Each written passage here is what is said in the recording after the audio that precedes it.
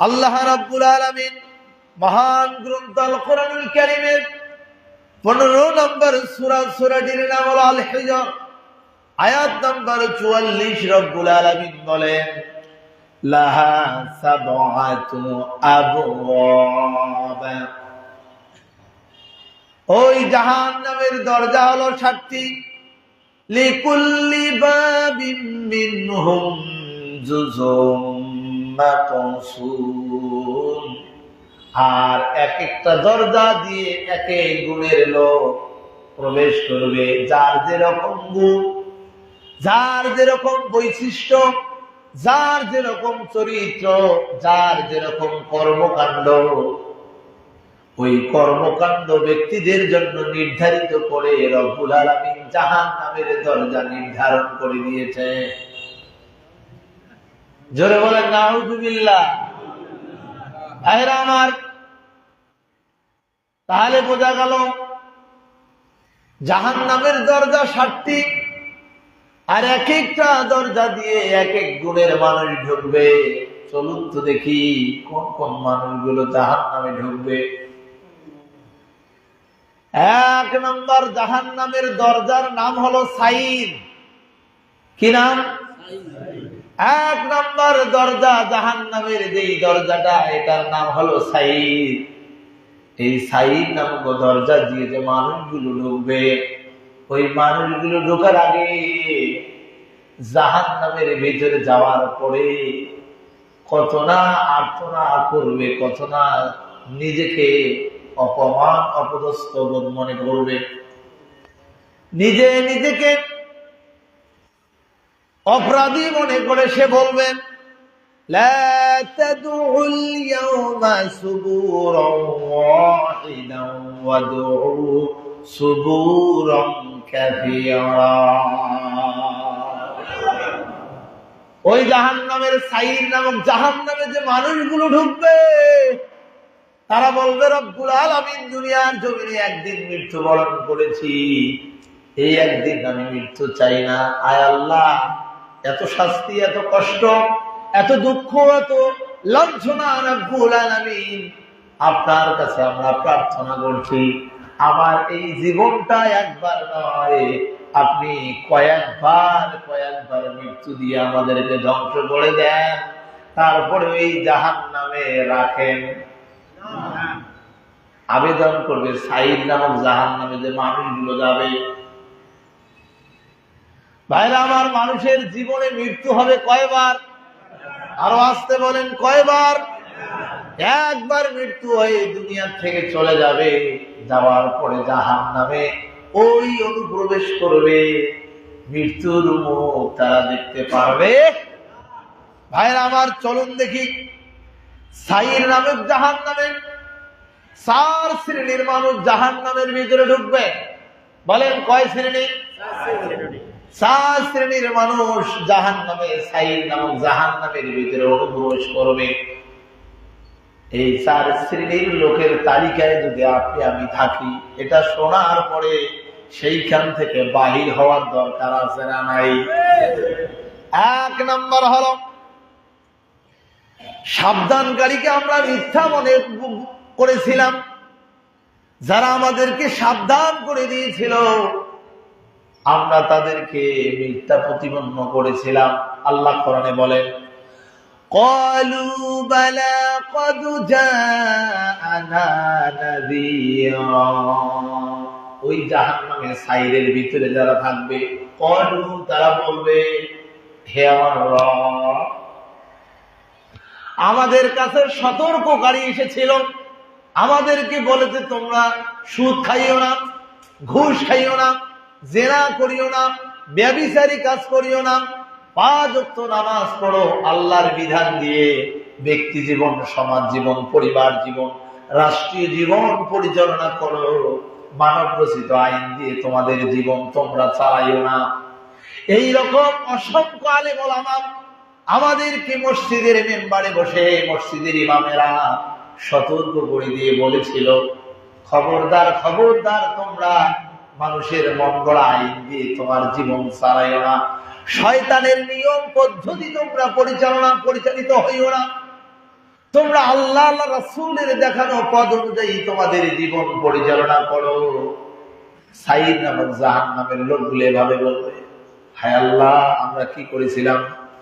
ফাকাযযাবনা ওয়া কুলনা মা নাযারাল্লাহা লাহু মিন শাই। আমরা মূলত এই সমস্ত কথাগুলোকে আমরা অস্বীকার করেছিলাম, মিথ্যা প্রতিপন্ন করেছিলাম। আমরা বলছিলাম যে দুনিয়া খাও দাও ফুর্তি করো, দুনিয়াটা মস্ত বড়, এখানে খেয়া দেয়া মারা যায়, যা হয় হবে, কবরে কি হবে ওটা পরে দেখা যাবে। এরকম বলাইয়া লোক আছে না নাই? আছে না নাই? অনেকে বলে যে দুনিয়ার যা পান খেয়ে নাও, কবর ধরে কি হইবে কাউ কি দেখবে? কয় না কয় না কয় না কয় ওখানে কি কেউ দেখবে? এইরকম কথাবার্তা বলে যারা তাদের মন খেয়াল খুশি অনুযায়ী তাদের জীবন পরিচালনা করেছে, আল্লাহ আল্লাহ রাসূলের পন্থা পদ্ধতিতে চলে নাই, তাদের কি অবস্থা হবে? আল্লাহ বলেন, ইন আনতুম ইল্লা ফি দালালিন কাবীর।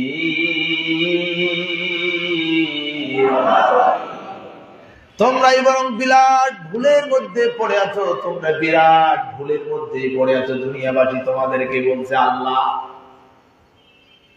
এই উম্মতে মুহাম্মাদী আপনাদেরকে আল্লাহ বলতেছে তোমরা অনেক বড় ভুলের মধ্যে রয়েছো। যারা এই সাবধানকারীর কথাগুলো, আলেম ওলামাদের কথাগুলো, মসজিদের মেম্বারের কথাগুলো তোমরা নিজেকে ওই অনুযায়ী চালাও না, আল্লাহর কোরআন এবং হাদিস দিয়ে চালাও না। আল্লাহ বলতেছেন তোমরা যদি না চালাও তাহলে ইন আনতুম ইল্লা ফি দালালিন কাবীর, তোমরা অনেক বড় ভুলের ভিতরে পড়ে আছো। এই ঘোষণা দিছে কে? আল্লাহ। কথা বল না, কে? সবাই আরেকবার বলেন, কে? তাহলে আল্লাহ যদি বলে, আল্লাহর কথা মিথ্যা না সত্য? আরো আসতে বলেন। তাহলে আপনি আমি যারা অস্বীকার করতেছি আলেম ওলামাদের কথা, কোরআন হাদিসের কথা, এই পথে চলি না, তাদেরকে 1 নম্বর তালিকায় 1 নম্বর জাহান্নামের 1 নম্বর দরজা, যেটা সাঈদ নামক দরজার সর্বপ্রথম এই মানুষগুলো প্রবেশ করবে। কথা বলেন ঠিক না বেঠিক? ওই তালিকায় যদি আপনি থাকেন, আমি থাকি, তাহলে এই মুহূর্তে সিদ্ধান্ত নিয়ে ওখান থেকে বাহির হওয়ার দরকার আছে না নাই? নিজের বিবেককে প্রশ্ন করুন, নিজের বিবেককে প্রশ্ন করুন, আপনি জাহান্নামের রাস্তায় হাঁটতেছেন কিনা জান্নাতের রাস্তায় হাঁটতেছেন? এটা 1 নম্বর গুণের বৈশিষ্ট্যকারী ব্যক্তির কথা আল্লাহ কোরআনে বলেছেন সূরা মুলুকের 9 নম্বর আয়াতে। 67 নম্বর সূরা মুলুকের 9 নম্বর আয়াতে আল্লাহ এভাবে বলেন। এবার 10 নম্বর আয়াতে রব্বুল আলামিন আরো স্পষ্ট ভাষায় বলেন, তারা কি বলেছিলেন? অকালু লাউ কুন্না নাসমাউ আও নাকিলু মা কুন্না ফি আসহাবিস সাঈর।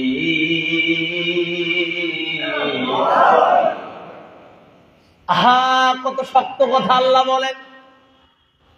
অকালু, আর তারা বলবে, আহা লাউ কুন্না নাসমাউ, আমরা এই কথাগুলো আমাদের দিলের কান দিয়ে যদি শুনতাম তাহলে কতই না ভালো হতো। আও নাকিলু, আর আমাদের দিল দিয়ে যদি আমরা এগুলো বুঝতাম। কে বলতেছেন? আল্লাহ বলতেছেন। কিন্তু সাঈদ এবং জাহান্নামে যারা যাবে তারা এরকম আফসোস করে বলবে। কি বলবে? বলবে আলম নাসমাউ, আমরা যদি আমাদের কর্ণকুহর দিয়ে এই কথাগুলো শ্রবণ করতাম, আও নাকিলু, আমাদের দিল দিয়ে যদি আমরা এগুলো বুঝে বুঝে আমল করতাম, মা কুন্না ফি আসহাবিস সাঈর, তাহলে আজ এই জ্বলন্ত আগুন সাইর নামক জাহান্নামে আমাদেরকে পড়তে হইতো না। এভাবে সাইর নামক জাহান্নামের ভিতরে যাবে আর আফসোস করবে আর বলবে, আহারে ওই আলেম ওলামা ইসলামপন্থী মানুষদের, ইমামদের কথা যদি আমরা শুনতাম, কোরআন হাদিস গুলো যদি মেনে নিতাম, তদনুযায়ী যদি আমাদের আমল গুলো করতাম, তাহলে জাহান্নামে আমাদের যাইতে হইতো। তাহলে এখন বলেন তো দেখি, কোরআন হাদিস দিয়ে যারা উপদেশ দেয় তাদের কথা শোনার দরকার আছে না নাই? আরো আসতে বলেন, আছে না নাই?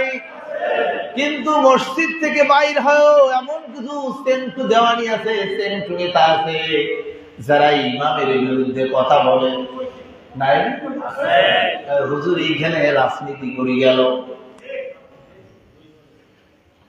স্পষ্ট ভাষায় বলে হুজুর অমুক দলের লোক, হুজুর অমুক দলের লোক। কোরআন কি কোনো কারো বাপের কিতাব? কোরআন কি কোনো দলের কিতাব? কথা বলে। কোরআন কি কোনো গোষ্ঠীর কিতাব? কোরআন হলো আল্লাহর কিতাব। ওই কোরআন থেকে কথা বললে মানুষ বলে যে রাজনীতি করতেছে, হয় কিনা? যারা এই কথা বলবে মনে রাখবেন, এই মানুষটাই কোরআনের আয়াতগুলো অস্বীকার করলাম, আর এই আয়াতগুলো অস্বীকার করার কারণে ওই মানুষটা মারা যাওয়ার পরে আল্লাহর জাহান্নাম, একটি প্রথম যে জাহান্নাম তার নাম হলো সাঈর, ওই সাঈর নামক জাহান্নাম দিয়ে সর্বপ্রথম ওই ব্যক্তিটাই প্রবেশ করবে। আর আসতে বলেন ঠিক কিনা? অতএব সিদ্ধান্ত নিতে হবে আপনাকে আমাকে, যে আমি আমার বাবার কথাই মেম্বারে বলি না কোরআন হাদিসের কথা বলি। যদি কোরআন হাদিসের কথা বলি, এটা আপনাকে মানতেই হবে।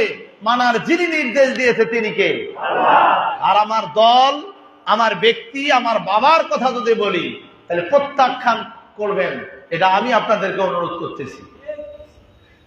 কথা কি বুঝতেছেন আমার কথা? তাহলে সাঈর নামক জাহান্নাম, এক নম্বর জাহান্নামের দরজার নাম হলো সাঈর। এক নম্বর গুণে বৈশিষ্ট্য হলো যারা কোরআন হাদিস জেনে বুঝে শোনার পরে অস্বীকার করে। দুই নম্বর গুণ যাদের হবে, শুনুন কোরআন থেকে রব্বুল আলামিন মহান গ্রন্থ আল কোরআনুল কারীমে তাদের কথা বলেছেন। ৪ নম্বর সূরা নিসা আয়াত নম্বর ১০ আল্লাহ বলেন, ইন্নাল্লাযীনা ইয়াকুলুনা আমওয়ালাল ইয়াতামা যুলমান ইন্নামা ইয়াকুলুনা ফি বুতুনিহিম নারা ওয়া সায়াসলাউনা সাঈরা। আল্লাহ রাব্বুল আলামিন বলেন, সাঈর নামক জাহান্নামে যারা যাবে, ২ নম্বর তাদের বৈশিষ্ট্য হলো তারা এতিমদের মাল ভক্ষণ করে খাবে, এতিমদের সম্পদ তারা খাবে। শুধু খেয়েই তো এটা তারা ক্ষান্ত হবে না। আল্লাহ বলেন, ইন্নামা ইয়াকুলুনা ফি বুতুনিহিম নারা।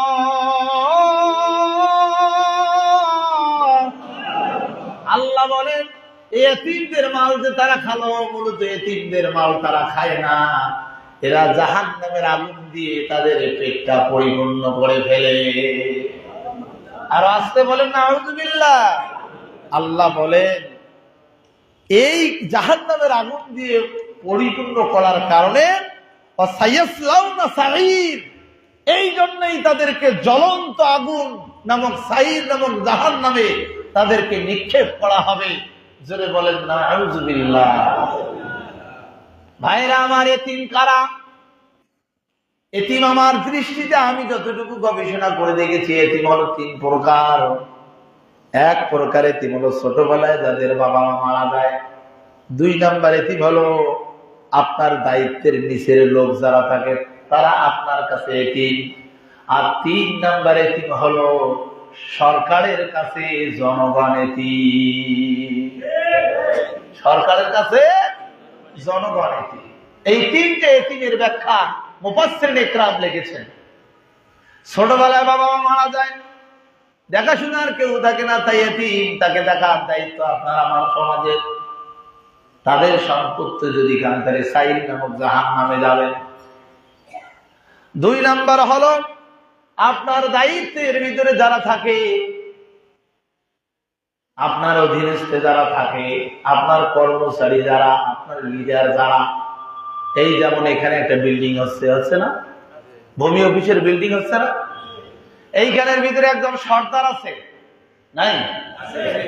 সর্দারের নেতৃত্বে 10 জন 50 জন 20 জন 100 জন কর্মচারী কাজ করে কি করে না? এই সর্দারের কাছে হলো বাকি কর্মচারী যারা, তারা হলো এতিম। কিভাবে বলবেন? ওই সর্দার যেভাবে করতে বলে, যখন করতে বলে, ওই কাজ করে কি করে না? ওই সর্দার চুক্তি করেছে কর্মচারীর সাথে, দিন গেলে আমি তোমাকে 1000 দেব, কিন্তু দিন কাজ শেষে তাকে 500 টাকা 700 টাকা যদি হাতিয়ে ধরিয়ে দেয়, তাহলে বলেন তো ওই যিনি প্রধান থাকলেন, সর্দার থাকলেন, বলেন তো ওই কর্মচারীর উপরে সেই ব্যক্তিরা জুলুম করলো কি করলো না? জুলুম করলো না? এই কর্মচারী আপনার কাছে এতিম, তার কারণ আপনার পাওয়ার আছে, শক্তি আছে, ক্ষমতা আছে, গলম আছে, পার্টির লোকও আপনার দলের পক্ষে, আপনার বিরুদ্ধে কিছু বলতে পারে না। যদি কয় তা তার পরের দিন থাকি আর আপনি ডাকবেন না তাকে, নাই? বোঝেন কথা? এইরকম অসহায় কিছু মানুষ নাই? এই জন্য কিছু বলে না। খাতায় কলমে লেবারকে দেখায় 1000, কিন্তু মূলত 700 টাকা দেয় লেবারকে। এরকমও কিছু কোম্পানি ইন্ডাস্ট্রি আছে না নাই? ওই ব্যক্তি হলো আপনার কাছে এটি বাড়াই দিলেন, আমার কথা কি আপনারা শুনতেছেন, বুঝতেছেন? আমি যেটা বুঝাইতে চাচ্ছি মুসলমান ভাইয়েরা আমার, এখান থেকে যেটা বোঝা গেল, এতিম যদি, এতিমের মাল যদি আপনি ভক্ষণ করেন, তাহলে আপনি জাহান্নামের আগুন নিজে খাবেন। তাহলে আপনার অধীনস্থ দোকানের যে কর্মচারী আপনার কাছে কি? এই এতিমের মাল যদি আপনি খান, তাকে যদি ঠকান, তার যদি মাইনে কমায় দেন, তাহলে সাইর নামক জাহান্নামে যাওয়ার সম্ভাবনা আছে না নাই? 3 নাম্বার হলো জনগণ সরকারের কাছে এতিম। সরকারের প্রধান যারা থাকেন, সরকারের প্রধানে এমপি, মন্ত্রী, আর যারা রাষ্ট্রীয় ক্ষমতায় থাকে, ওরা যে আইন করে, যে নিয়ম করে, যে নীতি করে, সেইটা জনগণ মানতে বাধ্য না অবাধ্য? কথা বলেন না কেন? বাধ্য না অবাধ্য? এখন এইটা যদি জুলুম হয়, জনগণের উপরে চাপ দিয়ে, বেশি শক্তি দিয়ে যদি খাজনা আদায় করা হয়, ট্যাক্স নেওয়া হয়, জনগণ, এলাকার মানুষ খাইতে পারে না, চলতে পারে না। যদি জনগণের উপরে জুলুম হয়, কিয়ামতের ময়দানে এতিমের মাল ভক্ষণকারী হিসাবে ওই সরকারের দায়িত্বরত কর্মচারী, কর্মকর্তাদেরকেও সাইর নামে জাহান্নামে যাইতে হবে। কথাটা কি বুঝছেন না নাই? বলছেন? মেম্বার হয়েছেন, চেয়ারম্যান হয়েছেন, এমপি হয়েছেন, মন্ত্রী হয়েছেন, 1 লাখ 2 লাখ 5 লাখ 1 কোটি 2 কোটি টাকা জনগণের জন্য বরাদ্দ হয়েছে। 1 কোটি টাকা রাস্তা পাকার জন্য বরাদ্দ হয়েছে। 25,000 টাকা এমপি সাহেবের বাড়ি দিয়ে আসে, যে স্যার এটা আপনি নাস্তা খান, ও স্যার এটা মিষ্টি খান, আছে না না? এরকম কোন কাজ শুরু হয়ে গেল, রাস্তায় এসে কিছু পাতি মাস্তান দাঁড়িয়ে গেল, ট্যাক্স দেও না হলে কাজ হবে না। কথা হয় না? এর আগে দেখেন নাই? ট্যাক্স দেও না হলে কাজ হবে না। কাজ চালার ভয়তে বেচারা কিছু ট্যাক্স দিয়ে দিল। এগুলো কায় কয় এমপির লোক, কথা বল না কেন? এইগুলোকে কয় হয় যে নেতার লোক, না দিলে কিন্তু বাকি করা বন্ধ।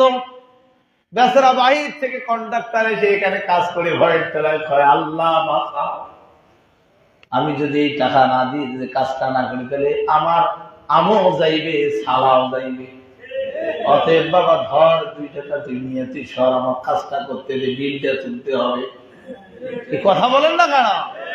এ ভাইরা আমার, ওই পার্টির ওই এমপি ওই নেতার গলম দেখায় যেই কর্মীরা টাকা নিল, এরাও কিন্তু এই দোষটাও কিন্তু এমপির কাছে যাবে, রাষ্ট্রের ক্ষমতাধারী দলের কাছে, ব্যক্তির কাছে যাবে। যাওয়ার কারণে এই কর্মচারী এতিম হয়ে গেল, নিঃস্ব হয়ে তাকে দিতে বাধ্য হল। তার কাজটা বাস্তবায়ন করার জন্য এই জুলুম করে নিলেন। সূরা নিসার 10 নম্বর আয়াত অনুযায়ী আপনি এই টাকা খাইলেন না, এটা সাইর নামক জাহান্নামের জ্বলন্ত আগুন আপনার পেটের ভিতরে ঢোকালে। কথাটা কি বুঝছেন না নাই বুঝেন? তাহলে এখান থেকে স্পষ্ট ভাষা হলো, সাইর নামক জাহান্নামের ভিতরে দ্বিতীয় নম্বর শ্রেণীর লোক যারা যাবে তারা হলো যারা এতিমের মাল সম্পদ ভক্ষণ করে খায়। তাহলে আমরা যারা এইরকম গুণে গুণান্বিত আছি, এতিমের মাল খাওয়া পারি, আজকের থেকে এই মুহূর্ত থেকে আমাদের তওবা করে ফিরে আসার দরকার আছে না নাই? আরো আসতে বলেন, আছে না নাই? কিন্তু আমরা বিগত দিনে দেখেছি ওই ব্যক্তি নামাজও পড়ে, রোজাও রাখে, হজও করে, আবার টেন্ডার তুলিও খায়, এরকম নামাজি আছে না নাই? এই নামাজ পড়ে তোমার কাম কি দাদা? তুমি তো জাহান্নামে যাও। সাইরের 3 নম্বর গুণ বৈশিষ্ট্য, সাইর নামক জাহান্নামে যারা যাবে 3 নম্বর বৈশিষ্ট্য হলো সম্পদ আত্মসাৎকারী যারা, তারা সাইর নামক জাহান্নামে যাবে। সম্পদ হলো 2 প্রকার। কয় প্রকার? 2 প্রকার। একটা হলো ব্যক্তির সম্পদ, আর একটা হলো রাষ্ট্রের সম্পদ। কথা হয়? একটা হলো ব্যক্তির সম্পদ, আর একটা হলো রাষ্ট্রীয় সম্পদ। ভাইরা আমার, এই ব্যক্তির সম্পদ, আমি কারো অন্যায় করে জমি দখল ধরে খাচ্ছি, কারো ব্যবসা করতে করতে 5 লাখ নিয়ে পালিয়ে গিয়েছি, একসাথে শেয়ার ব্যবসা করতে করতে 50,000 টাকা লুকায় ফেলেছি, হিসাবে দেখাই দিলাম, এটা ঘাটতি আছে না? এইরকম পার্টি আছে না নাই? এই যে ব্যক্তির সম্পদ যে আপনি মেরে খেলেন, মারিয়ে দিলেন, ওই ব্যক্তির কাছে তওবা, ওই ব্যক্তির কাছে ক্ষমা না চাওয়া পর্যন্ত আল্লাহ রাব্বুল আলামিন আপনাকেও মাফ করবে। এই জন্য ব্যক্তির সম্পদ খাওয়ার পরে যদি সুযোগ থাকে ফেরত দিবেন, আর ফেরত দেওয়ার সামর্থ্য যদি না থাকে তাহলে ওই ব্যক্তির কাছে যে মাফ চাইতে, ওই ব্যক্তি মাফ করে দিলে আপনি মাফ পাবেন, না হলে আপনাকে সাইর নামক জাহান্নামের জ্বলন্ত আগুনের ভিতরে জ্বলতেই। এরা হলো ব্যক্তিগত সম্পদ। 2 নম্বর হলো রাষ্ট্রীয় সম্পদ। রাষ্ট্রের টাকার ট্যাক্স দেয় একজন রিক্সাওয়ালা, ভ্যানওয়ালা। কথা বলেন ঠিক কিনা? এই যে মহেন্দ্রনগর হাট হয় না, এই হাটটা সরকারি জাল হয় কি হয় না? এই হাটের ভিতরে এই মহেন্দ্রনগর হারাটি অথবা ভূখণ্ডের কোন কৃষক 1 বস্তায় 1 মণ ধান আনি বিক্রি করে কিনা? কথা করে কিনা? এই করার সময় 1 কেজি 2 কেজি 150 20 30 ট্যাক্স দেয় কিনা? এইখান থেকে কিছু হাটাই পায়, আবার কিছু সরকারও না কেন? তাহলে এই যে মাঠের ঘাটের একজন কৃষক যিনি, এই কৃষকের টাকা, ট্যাক্সের টাকা রাষ্ট্রীয় কোষাগারে জমা হয় কি হয় না? তার মানে ভ্যানওয়ালা, রিক্সাওয়ালা, কোটিপতি, গরিব, ফকির, সর্বস্তরের মানুষের ট্যাক্সের টাকা চলে যায় রাষ্ট্রীয় খাতে। ওইখান থেকে বরাদ্দ হয় ওই জনগণের উপকারের জন্য রাস্তা বানাও, কালভার্ট বানাও, ব্রিজ বানাও, বিভিন্ন উন্নয়নমূলক কর্মকাণ্ডের ঘোষণা দিয়ে টাকা বরাদ্দ দেওয়া হয়। কথা বলেন ঠিক কিনা? ওই রাষ্ট্রের 1 টাকা যদি আপনি বেইমানি করে আপনি ভক্ষণ করেন, তাহলে এই বাংলাদেশের 20 কোটি মানুষের কাছে মাফ চাইতে হবে। কয় কোটি? 1 টাকাও যদি খান 20 কোটি মানুষের কাছে মাপ চাইতে হবে কিয়ামতের ময়দানে, অথবা দুনিয়াতে। যদি জাহান্নাম যাওয়ার আগে মাপ চাচ্ছেন তাহলে দুনিয়াতে চাইতে হবে। আপনি বলেন এই পৃথিবীর, এই বাংলাদেশের 20 কোটি মানুষের কাছে মাপ চাওয়া সম্ভব? চাইতে পারেন, আপনি মিডিয়ার মধ্যে চাইলেন, কিন্তু আমি সলিমুদ্দি মাফ করলো, কলিমুদ্দি মাফ করে না। কথা বলেন না কেন? তাহলে আপনার জায়গাটা কোথায় হবে চিন্তা করেন এখন। আমার কথা কি বুঝতেছেন আপনারা? আমি জানি না। রাষ্ট্রের 1 টাকা যদি আপনি ভক্ষণ করেন, তাহলে ওই 1 টাকার কারণে বাংলার জমিনের 18 কোটি 20 কোটি মানুষের কাছে আপনাকে মাফ চাইতে হবে। এটা কি সম্ভব? আরো আসতে এতগুলো মানুষ কথা কন না। তার মানে কি আপনারাও চুরি টুরি করেন নাকি? আমরাও চুরি করি নাকি? তা আমরা তো চোর নই, আমরা একটু জোরে বললে অসুবিধা কোথায়? 1 টাকা যদি আমরা রাষ্ট্রের যে ব্যক্তি মেরে খাবে, কয় কোটি মানুষের কাছে মাফ চাইতে হবে? 20 কোটি মানুষের কাছে। ভাইরা আমার, এটা কি সম্ভব? আরো আসতে বলেন সম্ভব? এই জন্য এখন থেকে, এই মুহূর্ত থেকে সিদ্ধান্ত নিতে হবে, কোনোভাবেই রাষ্ট্রীয় যা বরাদ্দ হবে আমাদের পকেটে যেন অন্যায় ভাবে না ঢোকে, সেইটা চিন্তা করে মুসলমানের জীবন পরিচালনা করার দরকার আছে না নাই?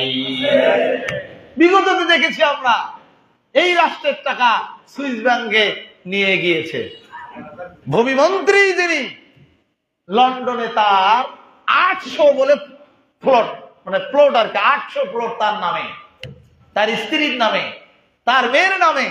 এত টাকা পাইলো কোথায় ভাই? কোথায় পাইলো? এই জনগণের টাকা। ভাইরা, আবার দাবি করে মুসলমান, আবার দাবি করে জান্নাতি, 3 বার হজ করিয়েছে। রমজান মাসে হজ না করলে বলে আমার তৃপ্তি না লাগে, সকালে ফজর পড়ি বলে কোরআন শরীফ না বললে ভালোই লাগে না, অথচ তার অগ্রণী ব্যাংকের খুলে দেখা গেল, ডয়ার খুলে দেখা গেল 800 স্বর্ণ,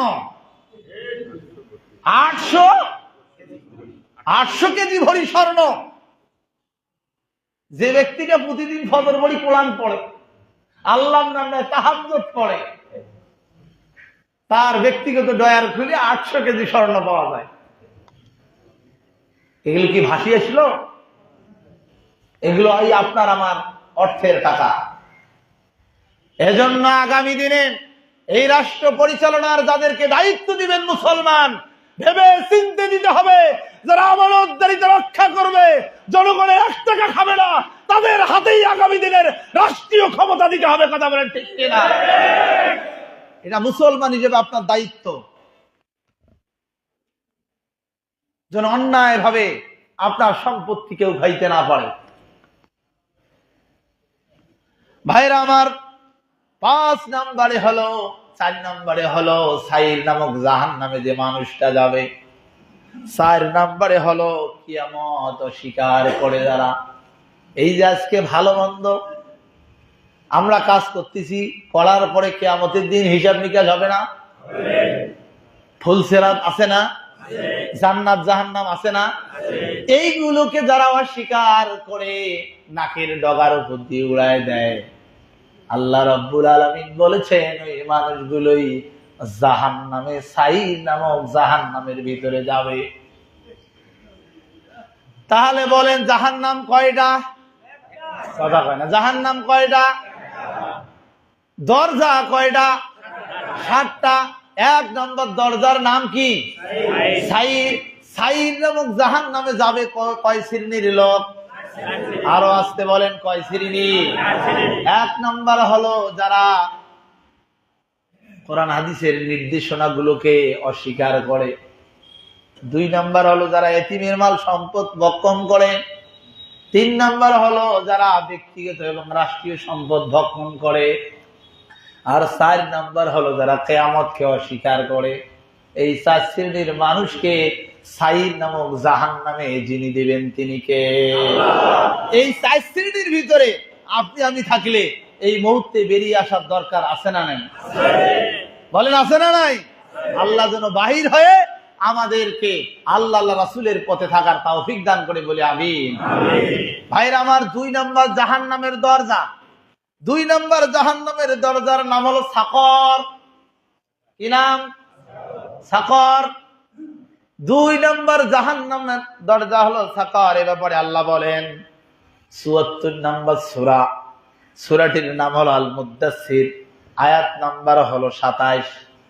আল্লাহ বলেন ওমা আদরাকা মা সাকর, তুমি কি জানো ও পৃথিবীর মানুষ, তুমি কি জানো সাকারটা কি জিনিস? আল্লাহ নিজেই প্রশ্ন করে আবার আল্লাহই উত্তর দিচ্ছে। আল্লাহ রাব্বুল আলামিন বলেন ওই সূরা মুদ্দাসসিরের ২৮ নম্বর আয়াতে লা তুবকি ওয়ালা তাযর, যা জীবনেও রাখবে না, একেবারে মৃত্যুও ঘটাবে না। সাকার নামক জাহান্নামটা এমন একটি জাহান্নাম, যেই জাহান্নাম তোমার মৃত্যুও ঘটাবে না, আর কি একেবারে জীবন শেষ করে দিবে না, মানে মৃত্যু এবং জীবনের মাঝখানে রেখে দিবে, কষ্টের উপর কষ্ট চলতেই থাকবে। কথাটা কি বুঝতেছেন আমার ভাইরা? মানুষ মুমূর্ষু অবস্থা হয়ে যায়, বাবা মা ভাই বোন আত্মীয় স্বজন কান্নাকাটি করে ডাক্তারের কাছে যায়, হুজুরের কাছে যে কয় হুজুর একটু দয়া করে খতমে কি কয় যখন খাজে খতম একটু পড়ায় দেন, আমার বাবার কষ্ট আর ভালো লাগতেছে না, একটু আমার বাবা যাতে করে ভালো হয় মৃত্যুবরণ করে। এইরকম অনেক পরিবার দোয়া পড়ে কি পড়ে না? কারণটা কি? বাবা মা আত্মীয় স্বজনের কষ্ট দেখে আর সহ্য হয় না। এ মুসলমান, এখানে তো দোয়া পড়ার লোক আছে, এখানে তো সেবা করার লোক আছে, এখানে তো দেখাশোনার লোক আছে, কিন্তু জাহান্নামের ভিতরে কেউ কি দেখাশোনার আছে?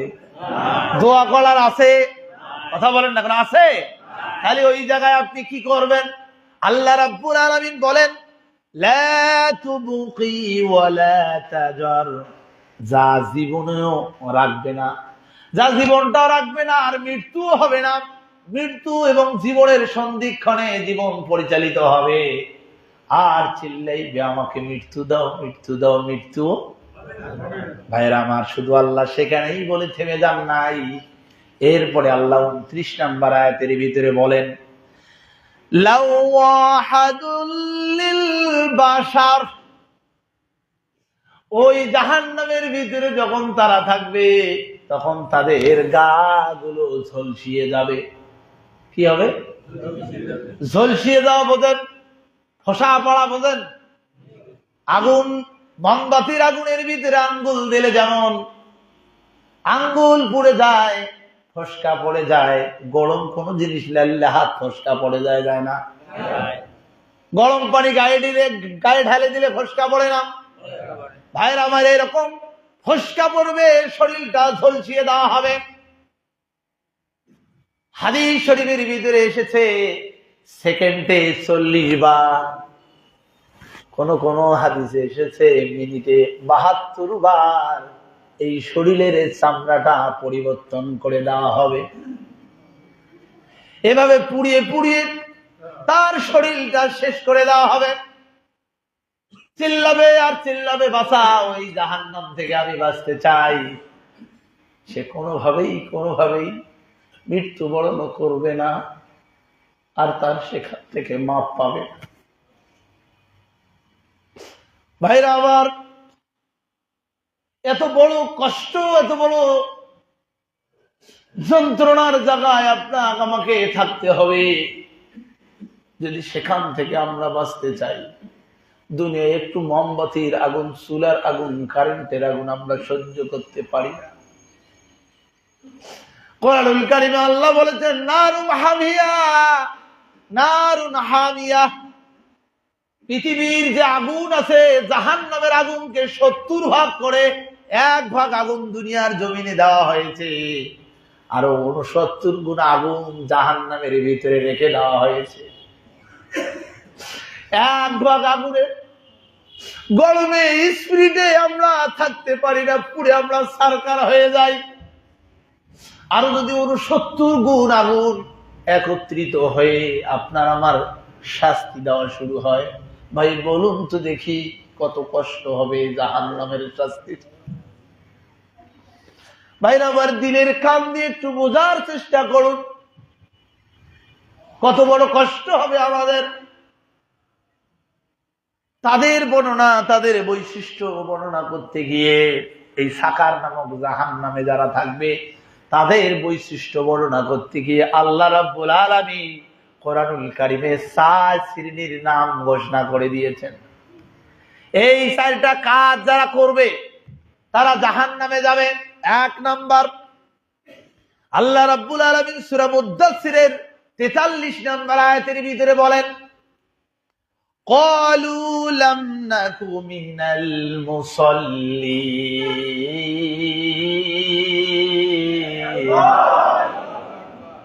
ওই জাহান্নামের ভিতরে যারা যাবে তারা বলবে, রব্বুল আলামিন আমরা দুনিয়ার জমিনে নামাজ আদায় করি নাই, নামাজ আদায়কারী ছিলাম না। কতদিন মসজিদের মেম্বার থেকে ইমামরা নামাজের জন্য আহ্বান করেছে, আমার আব্বা বাড়িতে নামাজ না পড়ার কারণে গালিগালাজ করে মা আমাকে ধরে পিঠায়। এলাকার কত মুরব্বী আমার দোকানে, আমার বাড়িতে, আমার রাস্তায় দেখাবে নামাজের কথা বলেছে, আমরা নামাজ পড়ি নাই। ক্বালু লাম নাকু মিনাল মুসাল্লিন। মুসাল্লিন, আয় আল্লাহ আমরা নামাজি না থাকার কারণে আজকে আমরা জাহান্নামে চলে এসেছি। ও মুসলমান ভাইরা বলুন তো দেখি, সাকার নামক জাহান্নামে নামাজিরা যাবে না বেনামাজিরা যাবে? সবাই তো কয় না দেখি, সবাই বলেন নামাজিরা যাবে না বেনামাজিরা যাবে? তাহলে আপনার আমার নিশ্চিত 100% কনফার্ম নামাজ না পড়লে জাহান্নাম যাইতে হবে। তাহলে যারা আমরা নামাজ পড়ি না এই মুহূর্তে সিদ্ধান্ত নিয়ে 5 ওয়াক্ত নামাজ পড়ার সিদ্ধান্ত নেওয়ার দরকার আছে না নাই? আরো আসতে বলেন, আছে না নাই? এই মুহূর্তে যদি বলি ভাই হাত তোলেন কে কে জান্নাতে যাবেন, অনেকে হাত তো তুলবে তুলবে পাও তোলার চেষ্টা করবে, এ ঠিক কিনা?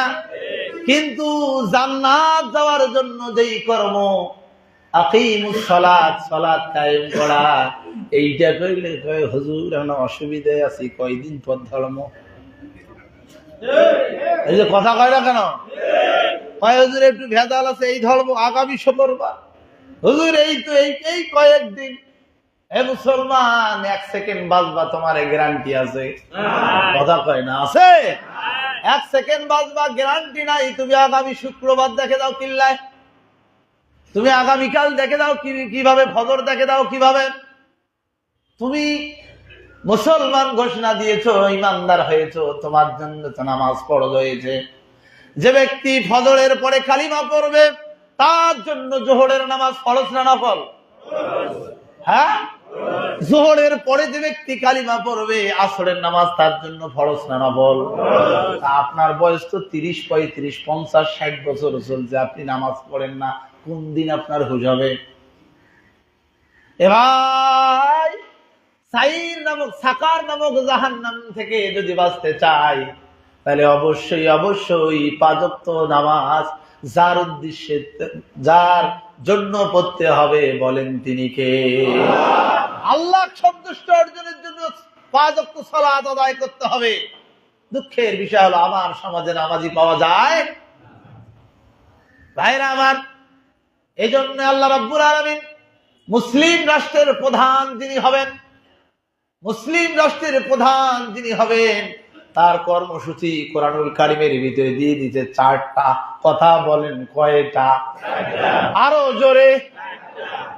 আল্লাযী ইম্মাক্কান্নাহুম ফিল আরদি আকামুস সালাহ।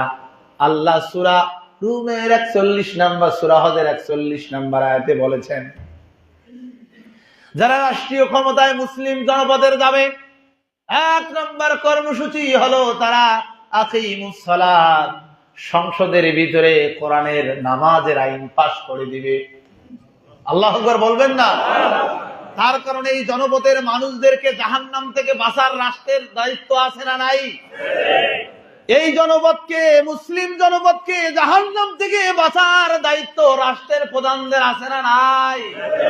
এই জন্য তাদের কর্মসূচি রব্বুল আলামিন নির্ধারণ করে দিয়ে বলেন, সর্বপ্রথম কর্মসূচি হলো আকিমুস সালাত, নামাজ কি করবে? আইন করে দিবে, সংসদে বিল পাস করে দিবে। ভাইরা আমার, দেখেন নাই কিছুদিন আগে করোনা ভাইরাস আমাদের কাছে আসলো, রাষ্ট্রীয়ভাবে ঘোষণা হলো যে ব্যক্তি এই করোনা ভাইরাসে মুখের ভিতরে মাস্ক পরে বাজারে বন্দরে আসবে না, তাকে গ্রেফতার করা হবে। আইসে নাই? দেখা যায় বুড়া মানুষ মাস্ক পরে আইসে, থুতনি লাগায়, জিজ্ঞাসা করা হয়, চাচা মাস্ক না করতেন না? কয় বাবা নিঃশ্বাসটা কিংবা বন্ধ হয়। কথা এখানে খুলি তোর গা বাবা, খুলি দিলে পিঠে আছে। দেখেন নাই? দেখেন নাই? তার মানে কি, বুড়া মানুষ মাস্ক পরতে চায় না, নিঃশ্বাস বন্ধ হয় রাষ্ট্রীয় আইনের কারণে। নাকত না দিলেও থুতনির ঝোলায় থুইছে, যে কোনো সময় বিপদ আসলে নাকে তুলে দিবে। কথা বলেন ঠিক কিনা? হ্যাঁ মুসলমান, রাষ্ট্রীয়ভাবে দেশের ভিতরে যখন নামাজ কায়েম হয়ে যাবে, বাধ্যতামূলক হয়ে যাবে, মুসলমান হিসেবে আপনি এবং আমি, আমরা যারা আছি, বলেন তো মসজিদে আসতে বাধ্য না অবাধ্য? আরো আসতে বলেন, বাধ্য না অবাধ্য? এই বাধ্য হয়ে মসজিদে যখন আসবো সাকার নামক জাহান্নাম থেকে, তখন আপনি আমি বেঁচে যাব। আরো আসতে বলেন ঠিক কিনা? এই জন্য মুসলমান, আপনার এবং আমাকে আগামী দিনে নামাজ যাতে করে কায়েম হয়, আপনি আমিও যেন নামাজি হই, আমাদের নেতারাও যেন নামাজি হয়, এই চিন্তা করে জাহান্নাম থেকে বাঁচানোর জন্যই আমাদেরকে সিদ্ধান্ত নিতে হবে। আরো আসতে বলেন ঠিক কিনা? যদি সাকার নামক জাহান্নাম থেকে বাঁচতে চাই, নামাজি আমাদেরকে হওয়ার দরকার আছে না নাই?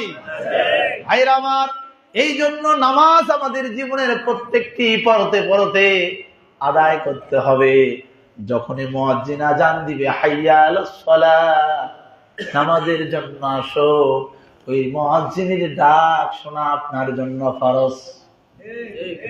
ঠিক কিনা? এজন্য ভাইরা আমার, আমরা আসবো, সময় একেবারেই শেষ। আমি অনেক আলোচনা ছিল, আসলে বলার সুযোগ হয়নি। আমি আপনাদেরকে অনুরোধ করবো, আসুন আমরা ধারাবাহিকভাবে এই জাহান্নামের আলোচনাগুলো আমরা করব। আমি পয়েন্ট শুরুতে বলছিলাম, কয়টা? শুরুতে বলছিলাম পয়েন্ট আছে। জাহান্নাম একটা, বলেন জাহান্নাম কয়টা? দরজা হলো 60টা, আর 60টা দরজারে এক একটা দরজা দিয়ে ঢুকবে হলো 4 গুণে গুণান্বিত যারা, 4টে গুণের বৈশিষ্ট্য যারা, তারা। তাহলে 7 গুণন 4 কত হয় ভাই? 4 7 28। বললাম মাত্র কয়টা? 5। আরো বাকি আছে। আগামী জুমায় বাকি পর্যায়ক্রমে ধারাবাহিক আলোচনা হবে ইনশাআল্লাহ। তৌফিক ইল্লা বিল্লাহ। আসসালামু আলাইকুম ওয়া রাহমাতুল্লাহ। যারা সুন্নাত পড়েন নাই, 4 রাকাত সুন্নাত পড়ার পরামর্শ দিচ্ছি।